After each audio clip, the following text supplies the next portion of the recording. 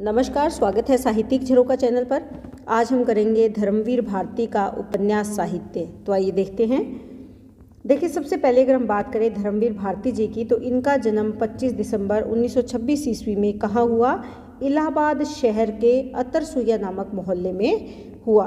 अब इनके देहांत या मृत्यु की अगर बात करें तो 4 सितंबर 1997 को इनका देहांत हुआ। आधुनिक हिंदी साहित्य के प्रमुख लेखक के रूप में, कवि के रूप में, नाटककार और सामाजिक विचारक के रूप में ये काफ़ी प्रसिद्ध हैं।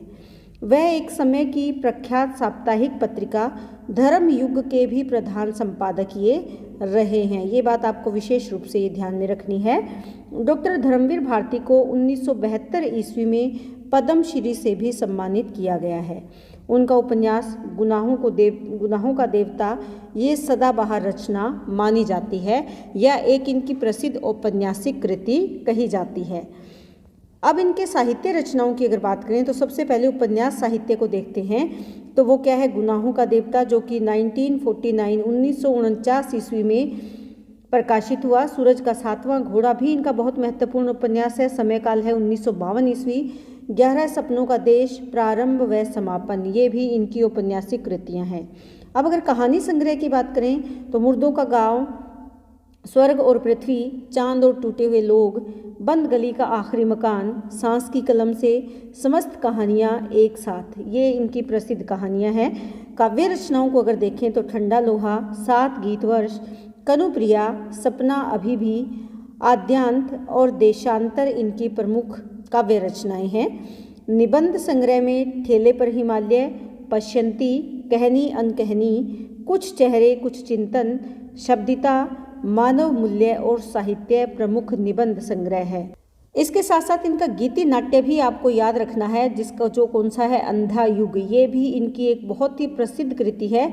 अंधा युग, इस नाम को भी आपको ध्यान में रखना है। अब हम यहाँ पर केवल क्योंकि उपन्यासों की बात कर रहे हैं तो हम यहाँ इनके जो मुख्य उपन्यास है गुनाहों का देवता और सूरज का सातवां घोड़ा, इसके बारे में थोड़ी चर्चा करेंगे।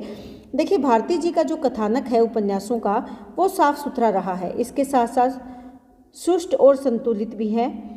यहाँ सबसे बड़ी सफलता भारती जी को इस बात में मिली है कि उन्होंने घटनाओं और अंतर्द्वंद का सामंजस्य बड़े ही सुंदर ढंग से अपने उपन्यासों में किया है। अर्थ और काम की धुरी के इर्द गिर्द घूमने वाले निम्न मध्य वर्गीय जीवन का विडंबनात्मक चित्रण इन्होंने अपने उपन्यासों में किया है। यानी जो निम्न मध्य वर्गीय जीवन की विडंबनाएं हैं, समस्याएं हैं, उनका चित्रण इनके उपन्यासों में हुआ है। सभी पात्र, कहानियों और शिल्पगत विशेषताएं उद्देश्य के सहायक रूप में ही चित्रित हुई है। गुनाहों का देवता उपन्यास में भारती जी ने बहुत कुछ कहने का प्रयास किया है, और ये बहुत कुछ क्या है, जो हमारे समाज से जुड़ा हुआ है, जो हमारे जीवन से जुड़ा हुआ है। उपन्यास के कथा रूपी शरीर को गति प्रदान करने वाले अवयव हैं। उपन्यास के पात्रों के क्रियाकलाप द्वारा ही कथा वस्तु का निर्माण होता है। अतः पात्र जितने अधिक सक्रिय और सजीव होंगे, उपन्यास इतना ही प्रभावशाली और रोचक सिद्ध होगा। और इस बात का इन्होंने अपने उपन्यासों में बहुत ही ध्यान रखा है और इसी आधार पर अपने उपन्यास में पात्रों का चयन भी किया है। जिस उपन्यास की हम बात कर रहे हैं, गुनाहों का देवता, उसका कथानक काफ़ी साधारण है। ये हमारे आसपास के ही सामाजिक पात्र हैं। इसमें जो मुख्य नायक की भूमिका में है चंद्र है, जो कि एक गरीब परिवार से है और डॉक्टर शुक्ला उसे अपना लेते हैं। शुक्ला जी के पास ही रहकर वो शिक्षा ग्रहण करता है। शुक्ला जी की लड़की है सुधा, ये नायिका के रूप में हम इसे मान सकते हैं। चंद्र का शुक्ला जी के घर बेरोक टोक आना जाना रहता है।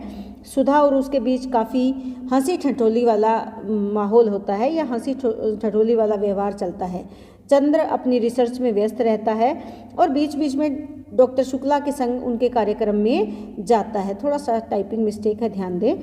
शुक्ला जी ने चंद्र का करियर बनाने का जिम्मा अपने सिर पर ले लिया था और उसका मार्गदर्शन करते थे। यानी यहाँ पर जो शुक्ला जी हैं, उनके सहयोग से जो चंद्र है वो अपनी शिक्षा पूरी कर रहे हैं। इसी बात को ध्यान में रखा है कि जो चंद्र हैं वो सुधा और दोनों के बीच में एक भावात्मक जुड़ाव हो जाता है।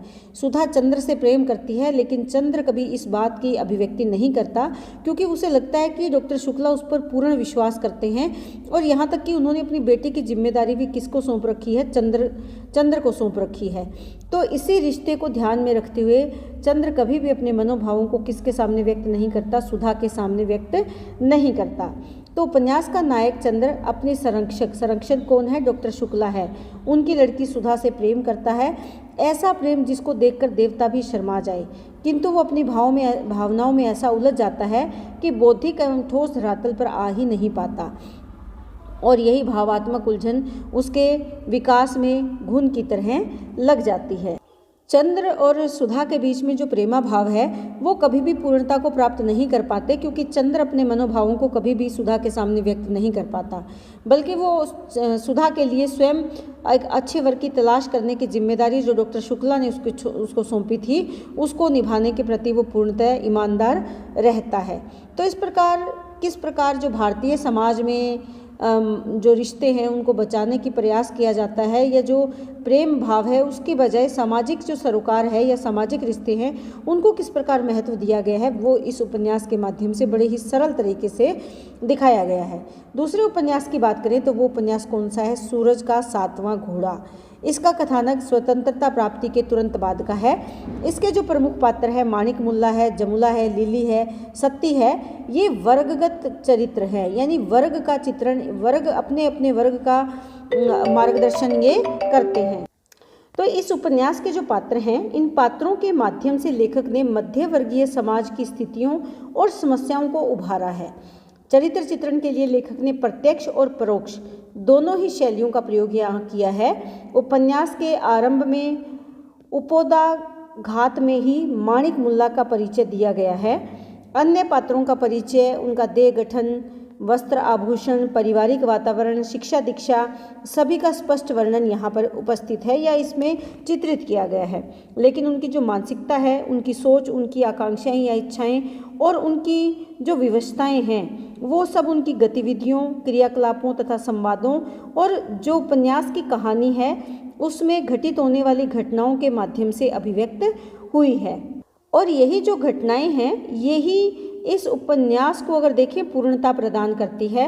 इन्हीं घटनाओं के माध्यम से जो पात्र हैं उनके जो वास्तविक वर्ग से जुड़ी हुई जो समस्याएं हैं, उन समस्याओं को उपन्यास के माध्यम से चित्रित करने में पूर्णतः सक्षम नज़र आते हैं।